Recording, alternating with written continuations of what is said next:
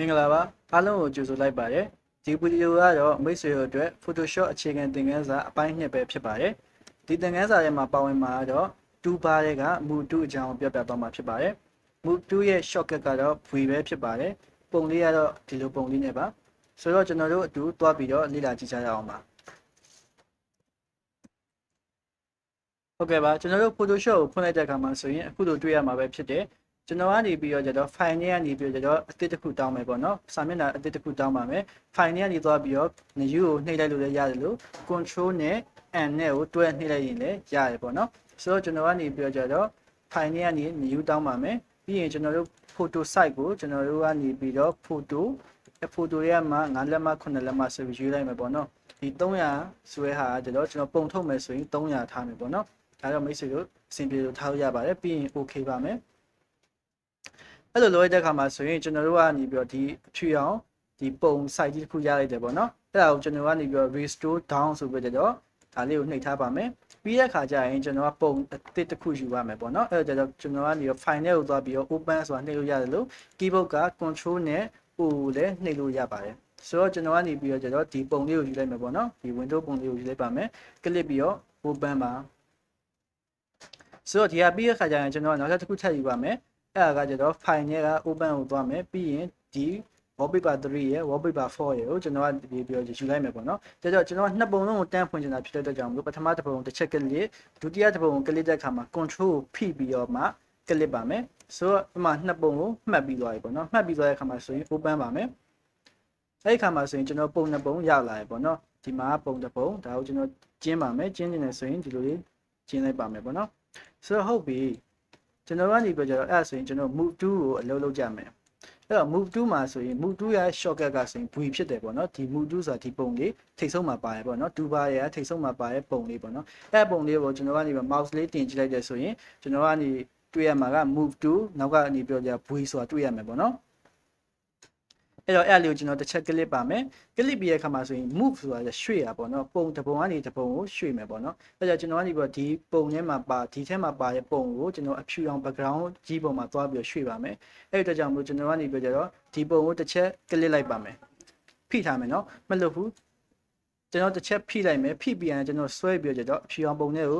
ထည့်လိုက်ပါမယ် okay အဲ့ဆိုရင်ကျွန်တော်တို့ဒီအဖြူအောင်ပုံထဲမှာဒီပုံကြီးရလာပြီပေါ့နော်ဆိုတော့ကျွန်တော်နောက်တစ်ပုံထည့်ပြီးတော့ထည့်ပါမယ်အဲ့ကြဒီက window ပုံပေါ့နော်အဲ့ window ပုံကိုကျွန်တော်ကနေပြီးတော့ click လိုက်ပါမယ်ဖိထားမယ်မလုပ်ဘူးဆွဲထည့်လိုက်မယ် work နဲ့ okay ရောက်သွားပါပြီနောက်တစ်ပုံကိုလည်းကျွန်တော်ခုနလိုပဲလုပ်ပါမယ်ကျွန်တော် click လိုက်မယ် click ပြီး post ဆွဲပြီးတော့ဒီထည့်ကိုထည့်လိုက်ပါမယ် okay အဲ့ဆိုရင်ကျွန်တော်တို့ဒီအဖြူအောင် background ကြီးပေါ်မှာကျွန်တော်ပုံ3ပုံရောက်လာပြီပေါ့နော် okay အဲ့ကိုကျွန်တော်ဖွင့်လိုက်ပါမယ်ဖွင့်ပြရတယ်ကျွန်တော်တို့ကနေပြီးတော့ကျွန်တော် move to ရဲ့အလုပ်လုပ်ပုံကကျတော့ဒီပုံတွေကိုကျွန်တော်တနေရာကနေတနေရာရွှေ့ရတဲ့အခါမှာ move to ကိုအသုံးပြုပါတယ်ဒီကနေပြီးတော့ဒီအောက်ထောင်းကနေပြီးတော့ဒီအပေါ်ထောင်းကိုရွှေ့မယ်ဆိုရင်လည်းကျွန်တော်တို့ကအဆင်ပြေတယ်ဒီ window ပုံကြီးကိုဒီကနေဒီလိုရွှေ့ထည့်လိုက်မယ်ဆိုရင်လည်းအဆင်ပြေတယ်ဒီဟာလေးကိုလည်းဒီဘက်ရွှေ့လိုက်မယ်ဆိုလည်းအဆင်ပြေပေါ့နော်အဲ့အမျိုးရွှေ့ရအောင်ကျွန်တော်ကရွှေ့ရဲ့အလုပ်ကို move to ကအလုပ်လုပ်ပါတယ်ဆိုတော့ကျွန်တော်ကနေပြောကြတော့ဒီ move to ရဲ့မှာနောက်ထပ်တစ်ခုကျွန်တော်သိရမှာကြတော့ဒီပုံကျွန်တော် click လိုက်တဲ့ပုံပေါ့နော်ဥပမာကျွန်တော်ဒီ window ပုံကို click လိုက်မယ် click တဲ့အခါမှာဆိုရင်ဘေးမှာအပြောက်လေးပါတယ်ပေါ့နော်ဒီမဲ့ကျွန်တော်ပြထားတယ်အပြောက်လေးပါတယ်အဲ့အပြောက်လေးရာဆိုရင်ကျွန်တော်ကနေဒီအပြောက်လေးကိုကျွန်တော်ကနေပြီးတော့ဖိပြီးတော့ကျတော့အောက်ဆွဲမယ်အပေါ်တိုးမယ်စသဖြင့်အဲ့ဒါကိုလုပ်လို့ရတယ်ပြီးတဲ့အခါကျရင်ကျွန်တော်တို့ကပုံစံမကြိုက်ဘူးဆိုရင်ဒီမယ်ပေါ့နော်အမားချစ်လေးပေါ့နော် stock ဆိုတာလေးကိုကျွန်တော်နှိပ်လို့ရတယ်ပုံစံကိုကျွန်တော်တို့ပြင်လိုက်တဲ့ပုံစံကိုကြိုက်သွားရဲဆိုရင်အမှန်ချင်းလေးကိုနှိပ်လိုက်လို့ရတယ်ပေါ့နော်ကျွန်တော်တို့ကဒီပုံပြင်ထားရကိုမကြိုက်ဘူးအမှန်ချင်းနှိပ်ထားရင်မကြိုက်ဘူးဆိုရင်ကျွန်တော်တို့ control z နဲ့နောက်ပြန်ဆုပ်ပါမယ် control z ကိုနှိပ်တဲ့အခါမှာဆိုရင်အခုလိုရလာပါတယ်နောက်တစ်ဆင့်ထပ်ဆုပ်ချင်သေးရဆိုရင် control alt z ကိုနှိပ်မှလာနောက်တစ်ဆင့်ကိုပြန်ဆုပ်တယ်ပေါ့နော်အဲ့လိုနောက်တစ်ဆင့်ကိုဆုပ်တဲ့အခါမှာဆိုရင်16ဆင့်လောက်ဆုပ်လို့ရတယ်လို့ပြောရပေါ့နော်ဆိုတော့နောက်ကိုတစ်ခါလေးပဲဆုပ်ချင်တယ်ဆိုရင် control z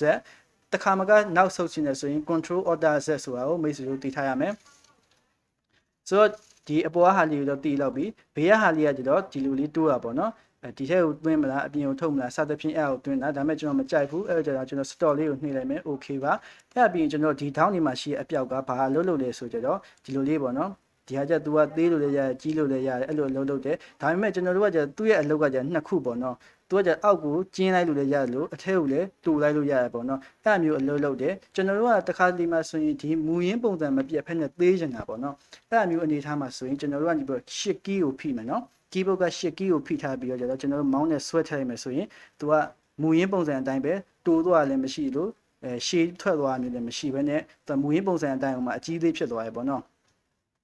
အဲ့လိုလေးအလုပ်လုပ်ပါတယ်ရှစ်ကီကိုဖိနေတဲ့အခါမှာဆိုရင်မူရင်းပုံစံမပြတ်ပါဘူးပြီးရင်ကျွန်တော်အမှန်ကြီးလေးကိုနှိပ်ပါမယ်โอเคပါပြီးတဲ့အခါကျရင်ကျွန်တော်ကနေပြီးတော့ခုနဟာလေးတစ်ချက်ထက်ကလေးမယ်အဲ့ down ဟာလေးကိုပဲကျွန်တော်က control key ကိုဖိပြီးတော့ကျွန်တော်ဆွဲကြည့်မယ်အဲ့မှာဆိုရင် control key ကိုနှိပ်ပြီးတော့ဆွဲကြည့်တဲ့အခါမှာဆိုရင်ဗျံပတာကြီးဖြစ်သွားရပေါ့နော်ဒါပေမဲ့ဗျံပတာတော့မဟုတ်ပါဘူးသူအသုံးတည့်တဲ့အခါကျတဲ့ရပေါ့နော်ဆိုတော့အဲ့လိုလေးဖြစ်သွားရဲဆိုတော့မိတ်ဆွေတို့တည်ထားရမယ်ဒါ control key ကိုဖိပြီးတော့ကျွန်တော်ဆွဲကြည့်ရပါတော့โอเคအဲ့ဒါကျွန်တော်မကြိုက်ဘူးကြိုက်တယ်ဆိုရင်အမှန်ချစ်ပါမယ်ဒီမှာကြိုက်တယ်ဆိုရင်အမှန်ချစ်ပါမယ်မကြိုက်ရင် cancel ပါမယ်โอเคပါဟုတ်ပြီနောက်တစ်ခုကျွန်တော်ကအဲ့ဒီမှာပေါ့ shift key ကိုလည်းမနှိပ်ဘူး control key ကိုလည်းမနှိပ်ဘူးကျွန်တော်ကနေပြောကြတော့အဲ့နာလေးကိုကျွန်တော်က mouse လေးကိုရွှေ့လိုက်မယ်ပေါ့နော် mouse လေးကိုရွှေ့လိုက်တဲ့အခါမှာဆိုရင်โอเคအဲ့ down လေးတွေမှာပေါ့ကျွန်တော် mouse လေးကိုရွှေ့တဲ့အခါမှာဆိုရင်ဒီမှာပေါ့နော် mouse လေးရဲ့ pointer လေးရဲ့အမြားအကူလေးဖြစ်သွားရင်မိတ်ဆွေမြင်ရတာမသိဘူးဒီလေးပေါ့နော်โอเคညာလေးကိုကျွန်တော်ရွှေ့ကြည့်ပါโอเคအမှန်ဆိုရင်အမြားအကူလေးဖြစ်သွားတယ်အဲ့အမြားအကူလေးဖြစ်သွားတဲ့အချိန်မှာကျွန်တော်တို့ကနေတစ်ချက် clip ထားမယ်ဖိ clip ထားမယ်ပြီးတဲ့အခါကျရင်ကျွန်တော်တို့ဆွဲကြည့်တဲ့အခါမှာဆိုရင်သူကလဲထွက်သွားရပေါ့နော်မြားအကူလေးဖြစ်သွားတဲ့အခါမှာဆိုရင်သူကလှည့်လို့ရတယ်ဆိုတာကိုကျွန်တော်ကသိစေချင်တာဆိုတော့ကျွန်တော်ကနေပြောကြတော့ကြိုက်တယ်ဆိုရင်အမှန်ချစ်ကိုနှိပ်ပါမကြိုက်ဘူးဆိုရင်လည်းကျွန်တော်နောက်ပြန်ဆုပ်ပါမယ်တစ်ချက် control z ပါโอเคရရင်နော်ဒါကကျတော့ကျွန်တော်တို့သူ့ရဲ့ transform control ကိုပြောတာပဲဖြစ်ပါတယ်ဆိုတော့ကျွန်တော်ကဒီဘက်နောက်ထပ်တစ်ခုထပ်ပြောပါမယ်နောက်ထပ်တစ်ခုကကြာကျွန်တော်ကဘယ်လိုပြောမလဲဆိုတော့ဒီမှာပေါ့နော်ဒီဒါလေးကိုကျွန်တော်ကနေပြောကြတော့ကျွန်တော်အကျေချက်လိုက်မယ်ပေါ့နော်နောက်ထပ်တစ်ခုပြောပြဖို့အတွက်အကျေချက်လိုက်ပါမယ်နောက်ထပ်တစ်ခုအတွက်အမှန်ချစ်ပါမယ်ပြီးရင်ကျွန်တော်တို့ကနေပြောဒါကိုကျွန်တော်တို့ကနေပြောကြတော့အကြီးချက်လိုက်မယ်ပြီးရင်အမှန်ချစ်နှိပ်ပါမယ်ဒါကိုတော့ဒီတိုင်းလေးပဲထားလိုက်ပါမယ်အဲ့ဒီခါမှာဆိုရင်ကျွန်တော်တိမ်ပုံကြီးကအပေါ်ဆုံးကိုရောက်နေတယ်ပေါ့နော်တိမ်ပုံကြီးကအပေါ်ဆုံးကိုရောက်နေတယ်ပြီးရင်ဒီ layer ဘက်မှာကြည့်မယ်နော်ကျွန်တော် layer ဘက်ကဟာကိုပြောနေနော်ဒီမဲ့ဆိုရင်ကျွန်တော်တိမ်ပုံကြီးကအပေါ်ဆုံးကိုရောက်နေတယ်ပြီးရင်တိမ်ပုံကြီးရဲ့အောက်မှာကျွန်တော်တို့ဒီ window ပုံလေးရောက်နေတယ်ပြီးရင်ကျွန်တော်တို့ကဒီ night view ပေါ့နော်ညမြင်ကွင်းလေးရောက်နေပေါ့နော်ဆိုတော့ကျွန်တော်တို့ကနေပြီးဒီတိမ်ပုံကြီးကိုအောက်ဆုံးမှာထားခြင်းနဲ့ပြီးရင်ဒီ window ပုံကကျတော့ဒီတိမ်ပုံရဲ့အပေါ်မှာရောက်ခြင်းနဲ့ okay အဲ့တော့ကျွန်တော်ကနေပြီး layer 2ဖြစ်တဲ့ window ပုံကိုကျွန်တော်အပေါ်တင်လိုက်မယ်โอเคအဲ့ဆိုရင်ကျွန်တော် window ပုံကအပေါ်ကိုတက်လာခဲ့ပြီရပြီနော်အဲ့ဆိုရင်ကျွန်တော်ကနေပြီးဒီ night view လေးကိုလည်းကျွန်တော်ကအပေါ်ဆုံးမှာထားခြင်းနဲ့ဆိုရင် click ပြီးတော့ကြတော့နော်အောက်ကနေ click ပြီးတော့ကြတော့ဖိပြီးတော့ဆွဲသွားပါမယ်အပေါ်ရောက်တဲ့အခါမှာလွတ်လိုက်တဲ့အခါမှာဒီ night view ကအပေါ်ရောက်သွားပါပြီဆိုတော့ကျွန်တော်ကနေပြီးတော့ layer 1 2 3ကိုကျွန်တော်နာမည်ပြောင်းခြင်းနဲ့ပေါ့နော်နောက်ကြရင်ကျွန်တော်လုပ်တဲ့ layer ရများလာတဲ့အခါမှာဆိုရင်ဘယ်ဟာပါလဲဆိုတော့မှတ်မိတော့ဘူးအဲ့အတွက်ကြောင့်အလုံးရှုပ်တယ်အဲ့ဒါကြောင့်မို့ကျွန်တော် layer နာမည်ပြောင်းမယ် layer နာမည်ပြောင်းမယ်ဆိုရင်အဲ့ layer လေးကိုlayer လေးပေါ်မှာ mouse pointer လေးတင်ထားပါပြီးရင်နှစ်ချက်ကလစ်လိုက်ပါအဲ့မှာဆိုရင် layer လေးကိုနာမည်ပြောင်းရရပေါ့နော်ဒါကိုတော့ကျွန်တော် night view ဆိုပြီးပြောင်းလိုက်ပါမယ် night view ပြီးရင် enter okay enter ခေါက်လိုက်မယ်ပေါ့နော်ပြီးရင် layer 2ကိုလည်းခုနလိုလုပ်ပါမယ်အဲ့ layer 2ရဲ့နာမည်က window okay layer 3ကကျတော့ကျွန်တော် sky လို့ပဲပြောပြပါမယ် okay ပါအဲ့လိုရသွားပြီပေါ့နော်အဲ့လိုရသွားပြီဆိုရင်ကျွန်တော်တို့ကနေပြီးတော့ဒီမှာပေါ့နော်ကျွန်တော်ဒီအခုအကြကျွန်တော် move to ရဲ့အကြောင်းပြောခဲ့ရယ် move to ထဲမှာလို့ရတဲ့ကျွန်တော် option လေးတွေကိုကျွန်တော်သွားပြီးကြည့်ကြရအောင်ပါဒီမှာကျွန်တော် auto select ဆိုတာရှိရပေါ့နော် auto select ဆိုတာဘာမျိုးလဲဆိုတော့ကြည့်ကြရအောင်အဲ့မှာဆိုရင်ကျွန်တော်ကနေပြောကြတော့ auto select ကိုနှိပ်ထားတဲ့အခါမှနှိပ်ဖက်နဲ့ကျွန်တော်ကနေပုံကို select တဲ့အခါမှာဆိုရင်ဒီမှာပေါ့နော်ဒီလိုကြီးလာပြရပေါ့နော်ဆိုတော့ကျွန်တော်ကနေပြောကြဒီထဲက layer တွေကအပိုင်းပေါ့နော် layer တွေကရှိတဲ့ဟာကိုကျွန်တော်တို့ကဆက်လက်ပြီးမှသာကျွန်တော်တို့ကဒီ move to ကိုအသုံးပြုလို့ရတယ်ပေါ့နော်ဥပမာဆိုရင်ကျွန်တော်ကနေပြောကြတော့night view ကို click လိုက်ပြီးမယ်လေဒီ layer ထဲမှာ sky ကိုပဲမှတ်ထားဖြစ်တဲ့အတွက်ကြောင့်မလို့ night view ကိုပဲဘယ်လောက် click သူ့ရဲ့အလုပ်လုပ်မှာတော့ sky မဲ့အလုပ်လုပ်လိမ့်မယ်ဒါကကြကျွန်တော်က auto select မှတ်လိုက်တဲ့အခါမှာဆိုရင်ကျွန်တော်တို့ click တဲ့ဟာကိုဒီ layer ထဲမှာလာပြီးမှတ်ပေးမယ်ဆိုတော့ကျွန်တော်ကနေက night view ကို click လိုက်တဲ့ဆိုရင် night view ကို auto လာပြီးမှတ်ပေးရနော်ဒီမှာဆိုရင်ကျွန်တော် window ကို click လိုက်တဲ့အခါမှာဆိုရင်ဒီ layer ထဲမှာ window ကိုလာပြီးတော့ select မှတ်ပေးရ sky ကို click လိုက်တဲ့အခါမှာဆိုရင် sky ကိုလာပြီးတော့ select မှတ်ပေးရ okay ဒါကသူ့ရဲ့သဘောတရားပေါ့နော်ပြီးရင် show transform control ဆိုတာကြတော့ဒီဟာကိုတစ်ချက်ကလေးတဲ့ခါမှာဆိုရင်ဒီမဲ့ဒီအပြောင်လေးလာပေါ်ရပေါ့နော်အဲ့ဒါကို transform ကိုခေါ်ရပေါ့နော်အဲ့ transform control လို့ခေါ်တယ်ကျွန်တော်တို့ကြီးခြင်းချဲ့ခြင်းအမျိုးလုပ်လို့ရတယ်ပေါ့နော်ဟုတ်ပြီအဲ့ဒါကိုကျွန်တော်တို့ကနေပြီးတော့ဖြောက်ထားလိုက်မယ်ဆိုရင်ဒါကြီးကမမြင်ရတော့ဘူးအဲ့ဒါကြတော့တိုင်ပတ်သက်တယ်ပေါ့နော်အဲ့လေးကိုမမိပါနဲ့ဆိုတော့ ဒါကဒီလိုရသွားပြီပြီးခါကျရင်ကျွန်တော် layer 3ခုကိုကျွန်တော်ကနေပြီးတော့ group တစ်ခုအနေနဲ့သတ်မှတ်လို့ရတယ်ပြောရင်ဒါဒီ layer ရဲ့ဒီ layer ရဲ့ဒီ layer ရဲ့တစ်ခုရဲ့ကိုကျွန်တော် group တစ်ခုအနေနဲ့သတ်မှတ်လိုက်မယ်ဆိုတော့ကျွန်တော်ကနေပြီးတော့ဒီ layer ကိုလည်းမှတ်ထားမယ်ပြီးရင်ကျရင် control ကိုဖိပြီးတော့ window ကိုမှတ်မယ်ဆိုရင် layer နှစ်ခုက select မှတ်ပြီးသွားပြီနောက်ထပ် control ကိုဖိပြီးတော့ထပ်မှတ်မယ်ဆိုရင် layer 3ခုကို select မှတ်ပြီးသွားပြီဆိုတော့ကျွန်တော်တို့နေ့စဉ်သုံးနေတဲ့အသုံးနှုန်းတွေလိုပဲပေါ့နော်ကျွန်တော်တို့ကနေပြောကြဒီပထမတစ်ခုကို select မှတ်ထားခဲ့တယ်ဒုတိယတစ်ခုကို select မှတ်တယ်တတိယတစ်ခုကို select မှတ်တယ်နောက်တစ်ခုအဲ့လို select မှတ်တဲ့ခါမှာလည်း၅ခုလုံး select မှတ်တယ်ဒါပေမဲ့ကျွန်တော်တို့ကနေပြီးတော့ထိတ်ကတစ်ခုကို click ထားခဲ့တယ်ပြီးရင်8ကိုဖိပြီးတော့နောက်ကဟာကို click တယ်ဆိုရင်အဲ့ဒီနှစ်ခုကြားတွေက item တွေအကုန်လုံးကိုသူက select မှတ်ပြီးသွားမယ်အဲ့ဒီသဘောတရားအတိုင်းပဲကျွန်တော်တို့ layer မှာဆိုရင်လည်းကျွန်တော်ထိတ်ကဟာကို select မှတ်တယ်ပြီးရင်8ကိုဖိပြီးတော့ကျတော့ sky ကိုကျွန်တော် click လိုက်တဲ့ခါမှာဆိုရင်ဒီဂျာရဟာကိုပါ select မှတ်ပေးသွားရပေါ့နော်ပြီးရခါကျရင်ကျွန်တော်တို့က group ဖွဲ့မယ် group ဖွဲ့မဲ့အတွက်ကြောင့်မလို့ကျွန်တော်က control ရယ် G ရယ်ကိုနှိပ်ပါမယ် okay အဲ့လိုနှိပ်တဲ့ခါမှာဆိုရင်ဒီမှာ group 1ဆိုပြီးဖြစ်လာရပေါ့နော်အဲ့ဒါကြောင့်မလို့ကျွန်တော် group 1ရဲ့ရှေ့မှာဒီ3ခံပုံလေးပါတယ်အဲ့ဒါလေးကိုကျွန်တော်တစ်ချက်နှိပ်ကြည့်မယ်အဲ့မှာဆိုရင်ကျွန်တော်တို့ group ထဲမှာပါတဲ့ layer တွေကိုလာပြီးတော့ပြပေးရပေါ့ဆိုတော့ကျွန်တော်ကနေပြကြဒီဟာလေးကိုတစ်ချက်ပြန်ကြည့်အောင်